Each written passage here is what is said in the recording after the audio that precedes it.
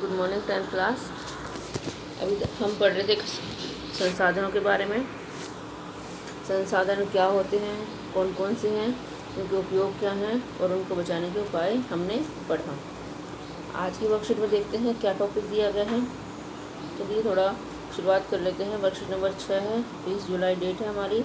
यहाँ आपको लिखना है टॉपिक। आज का टॉपिक है हमारा खनिज। खनिज क्या पता है आपको? खनिज क्या होते हैं? खनिज जो हैं वो हमें प्रकृति से ही प्राप्त होते हैं। सब कुछ हमें प्रकृति से ही प्राप्त, आप सबको पता है।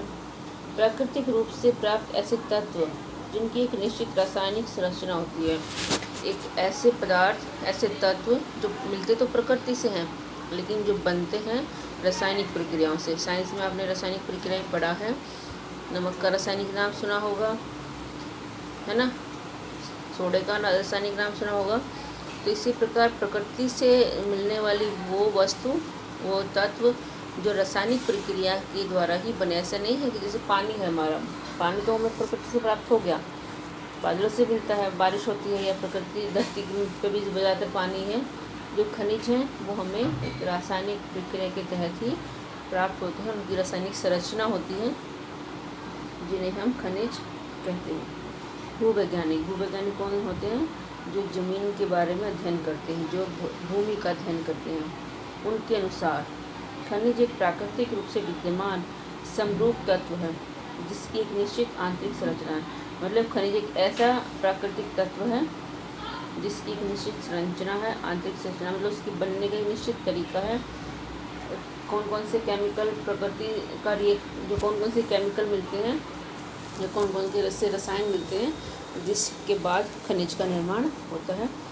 तो ये एक निश्चित आंतरिक संरचना है। खनिज प्रकृति में अनेक रूपों में पाए जाते हैं जिसमें कठोर हीरा व नरम चूना तक सम्मिलित है। मतलब हीरा भी एक खनिज है और चूना जो सफ़ेदी हम करते हैं घरों में वो भी क्या है? खनिज। खनिज हमारे जीवन का अनिवार्य भाग है। लगभग हर चीज़ जो हम इस्तेमाल करते हैं, छोटी सी सुई से लेकर बड़ी इमारत तक, सभी खनिजों से बने हैं।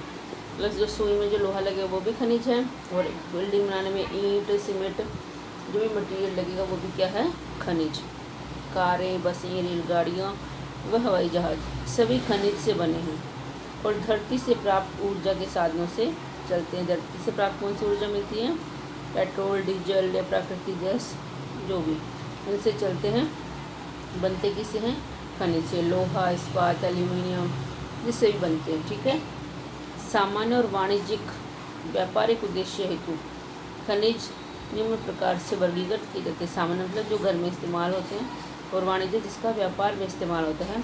इस प्रकार से खनिज जो है वो बांटे गए हैं। चलिए, ये आपकी जो बुक है NCERT हमारी, उसमें भी ये पिक्चर बनी हुई है। ज़रूर इसको आप बनाएंगे भी और ध्यान से समझ भी लेंगे। ये हमारा खनिजों का वर्गीकरण ऐसे ही बनाना डायग्राम आपको। खनिज दो प्रकार के होते हैं। पहला है धात्विक, दूसरा है अधात्विक, और अब इसमें तीसरा भी ऐड हो गया है, ऊर्जा खनिज, जो जिससे हमें ऊर्जा प्राप्त होती है। वैसे दो ही होते हैं लेकिन अभी इसमें तीसरा भी ऐड कर दिया गया है। तो आपको तीनों ही याद रखने हैं। हो सकता है आपकी बुक में दो हों, लेकिन आप ये तीसरा भी अपनी बुक में बना लेंगे। अगर तीनों हैं तो बहुत अच्छी बात है। अब धात्विक कौन सा होता है? इसमें धातु होती है।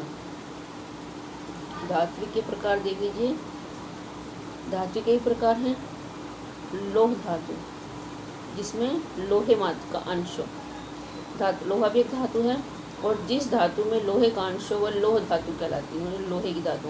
और लोहे के भी पार्ट हैं, जैसे लोएस, मैंगनीज, निकल व कोबाल्ट आदि। ये कौन सी धातु कहलाती है? हमारी लोह धातु। दूसरी है अलोह धातु, जिसमें लोहा नहीं होता लेकिन होती वो भी धातु, जैसे तांबा, सोना, जस्ता, बक्साइट, इसमें लोहा नहीं होता और ये धातु कहलाती है। तीसरा है बहुमूल्य खनिज, जो बहुत ज़्यादा कीमती होते हैं, जैसे सोना, चांदी, प्लेटिनम आदि।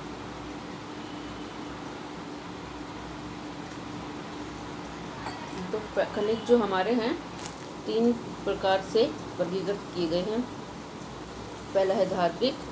धातु को भी 3 भागों में बांटा गया है। लोह धातु, इसमें लोहा होगा। अलोह, जिसमें लोहा नहीं होगा। उदाहरण आपको स्वयं याद करने पड़ेंगे। और तीसरा बहुमूल्य खनिज, जो इसकी कीमत बहुत ज़्यादा होती है। दूसरे हमारे अधात्विक लव, जो इसमें धातु नहीं होती, मतलब इसमें ना लोहा होता है, न ये तांबा वगैरह होता है, न ही बहुमूल्य, जैसे अभ्रक, नमक, पोटाश, सल्फर, चूनाश्म या चूना पत्थर, संगमरमर और बलौर पत्थर, मतलब पत्थर टाइप के जो होते हैं इसमें लोहा या लोहे की मात्रा नहीं होती या कीमती नहीं होता। किसी भी धातु मेटल की इसमें ज़रूरत, मतलब उससे नहीं बनते, लेकिन होते ये भी खनिज ही हैं। तीसरा हमारा ऊर्जा खनिज।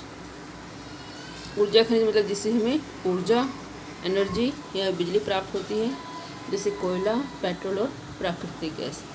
बहुत ही आसान है और महत्वपूर्ण भी है। एक बार अगर आप इसको अच्छे से याद कर लेंगे तो आप इसको आसानी से कर पाएंगे। कई बार 5 नंबर में ये क्वेश्चन पूछा जा सकता है। ठीक है, तो अच्छे से आप इसको कर लेंगे। अब क्वेश्चन देख लेते हैं। पहला क्वेश्चन है, खनिज किसे कहते हैं? आप आसानी से कर सकते हैं। ऐसे तत्व जो प्रकृति से प्राप्त होते हैं लेकिन इनकी रासायनिक संरचना होती है। दैनिक जीवन में प्रयोग किए जाने वाले 3 धात्विक और अधात्विक खनिजों के नाम आपको लिखने हैं। ये भी मैंने बताया अभी जस्ट, आप याद कर लीजिए इसको। और ऊर्जा का प्रयोग हम किस प्रकार के कार्यों के लिए करते हैं, तो ये भी आपको स्वयं ही करना है। तो तीनों ही क्वेश्चन आपको करने हैं। अच्छे से देखिए वीडियो, समझिए और वर्कशीट करके सेंड कीजिए।